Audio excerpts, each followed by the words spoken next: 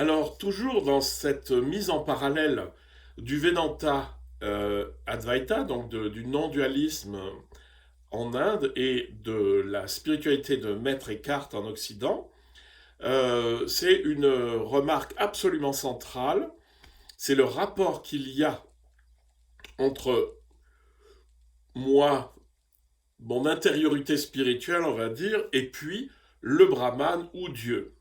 Et ce qui est intéressant, c'est que les deux traditions arrivent exactement au même, au même point. Je vous lis dans l'Advaita.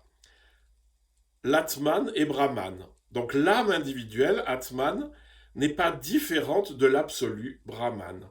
La perception d'une distinction est due à l'ignorance, avidya. Donc, vous voyez, il vous explique que finalement, mon intériorité, que je peux appeler mon âme, ou que je peux appeler comme vous voulez, mon esprit, enfin ce que vous voulez, ça n'a pas de sens de vouloir mettre un seul mot, parce que tout le monde a utilisé beaucoup de mots. Il va vous dire, ben, il y a une identité entre mon intériorité la plus profonde et cette grande source de la réalité qu'on appelle Brahman. Que dit Eckhart? Dans les traités, j'ai trouvé récemment, l'âme ne devient pas Dieu, elle est Dieu en Dieu. Il ne s'agit pas de devenir Dieu, mais d'être Dieu. Mon fond est le fond de Dieu. Mon silence est le silence de Dieu. Dieu et moi sommes un.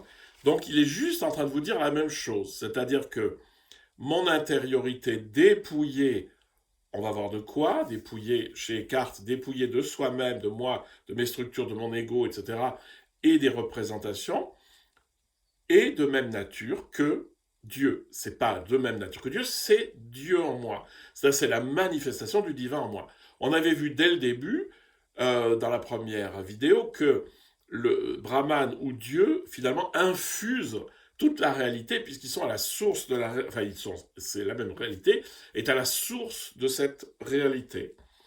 Donc, dans les deux cas, il y a cette espèce de prise de conscience extrêmement profonde que finalement, mon âme, lorsqu'elle est totalement dépouillée, mon âme individuelle, hein, lorsqu'elle est totalement dépouillée, est cette réalité la plus profonde qu'on appelle Brahman ou Dieu, et qui est cette conscience infinie et immuable.